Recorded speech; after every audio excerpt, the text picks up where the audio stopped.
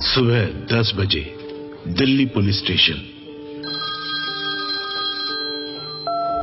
Hello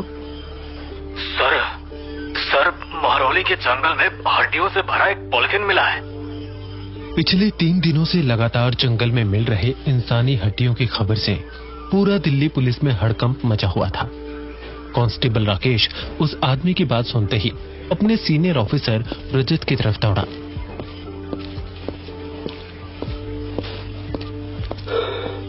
sir, आज फिर से महरौली के जंगल में एक थैली में हड्डी मिली है। ये तुम क्या कह रहे हो? किसने बताया तुम्हें?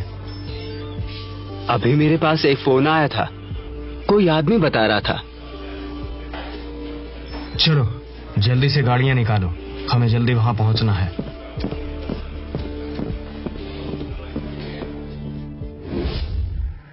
साढ़े 10 बजे महरौली जंगल।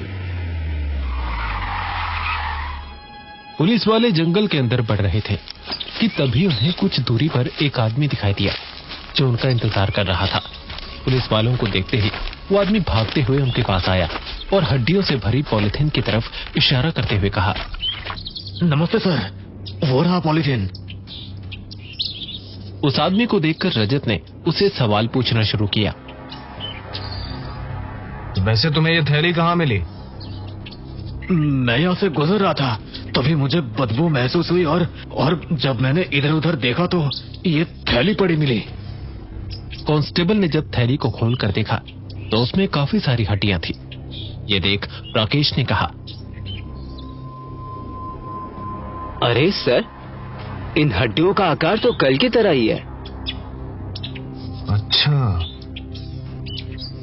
ठीक है, इन्हें फॉरेंसिक लैब के लिए भेज दो और कुछ हड्डियों को बचाकर पुलिस स्टेशन में रख देना। इंस्पेक्टर रजत ने उस आदमी को ऊपर से नीचे तक शक की निगाहों से घूरते हुए देखा। वैसे तुम यहाँ करने क्या आए थे? क्या रोज आते हो यहाँ पर? नहीं सर, मैं तो यहाँ पर अपनी बीवी से गुस्सा होकर आ गया था, क्योंकि वो मुझे बहुत परेशान करती है। तो तुम्हें जंगल ही मिला था आने के लिए? कहीं और चले जाते, बहुत सारी जगह थी।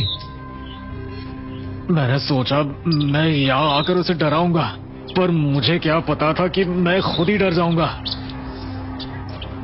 उस आदमी के चेहरे से साफ पता लग रहा था कि वो सच बोल रहा था, क्योंकि उसके चेहरे पर बुरी तरह पसीना आ रहा था। साथ ही उसकी आंखों में डर के साथ बेगुनाही भी साफ दिख रही थी। रजत शर्मा ने उससे कहा, ठीक है, तुम जाओ, पर अगर हम तुम्हें बुलाएंगे तो तुम्हें आना पड़ेगा। हाँ सर, आप जब भी बुलाएंगे हम हाजिर हो जाएंगे। वैसे सर, 2 दिन पहले भी इसी तरह की एक घटना हुई थी, सुबह सुबह, लेकिन मैंने ध्यान नहीं दिया था। वो सुबह के 5 बजे महरौली जंगल। सुबह के 5 बजे महरौली के जंगल में एक आदमी कचरे का ढेर ले जा रहा था कि तभी उसकी नजर रास्ते के किनारे पड़ी एक पॉलिथीन पर गई। पहली नजर में उसने उसे कचरा समझा, मगर जैसे ही वो उसे उठाने के लिए हाथ बढ़ाता है, उसे पॉलिथीन के अंदर एक इंसानी हाथ कटा हुआ दिखाई देता है। हे भगवान, ये तो किसी इंसान का हाथ है। इसका मतलब जरूर किसी ने इसका मर्डर करके उसके हाथ को काटकर यहाँ फेंक दिया है। एक काम करता हूँ, पुलिस को इन्फॉर्म करता हूँ। ये कहकर उस आदमी ने पुलिस को फोन मिलाया। दिल्ली पुलिस स्टेशन सुबह 5 बजे। कुछ देर घंटी बजने के बाद फोन उठाया। हेलो। वो सर एक पॉलिथीन, वो। अरे क्यों सुबह सुबह परेशान करते हो? कुछ हो तो बताओ, वरना जाने दो। क्यों बिना मतलब आफत गले लगाओ? मुझे यहाँ पुलिस स्टेशन बुला लेंगे तो समय बर्बाद होगा। बेहतर है कुछ ना बताऊं और अपने काम पे जाओ। अरे कुछ बोलोगे भाई? अरे पुलिस तुम लोगों की सेवा में है, लेकिन सेवा की जरूरत हो तभी फोन करो ना। वो कुछ नहीं सर, बस एक थैली मिली थी, कुछ खास नहीं था उसमें, गलती से फोन कर दिया। वैसे ये हड्डियां होंगी किसकी?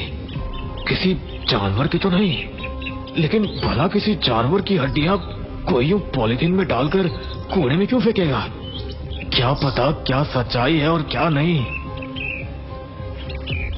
हद है, सुबह सुबह टाइम खराब करते हो। अपना काम करो और मुझे भी काम करने दो। सर, अब मुझे समझ आया कि जरूर दाल में कुछ काला था, तभी वो कल वाला आदमी पॉलिथीन कर रहा था। जरूर उसे भी यही पॉलिथीन मिली होगी, जैसे पिछले 3 दिनों से आसपास के मेहरौली के जंगल में मिल रही थी। पता नहीं किसकी हड्डी होंगी और किसने ये सब किया होगा। भगवान ही मालिक है। क्या कहा? भगवान ही मालिक है। अब भगवान खुद तो आकर के इसका पता लगा नहीं सकते, हमें ही लगाना पड़ेगा। तो काम पे लग जाओ, मैं तुम्हें थोड़ा टाइम देता हूँ। जी सर। सवाल अब ये है, ये हड्डियां हैं किसकी? आखिर इस खूनी खेल के पीछे किसका हाथ है? क्या वो आदमी सच बोल रहा था या कुछ छुपा रहा था? क्या ये मेहरौली के जंगल का रहस्य सिर्फ एक हत्या का मामला है या इससे बड़ा कोई राज छिपा है? अपने सभी सवालों के जवाब जानने के लिए अगला एपिसोड जरूर सुनिएगा।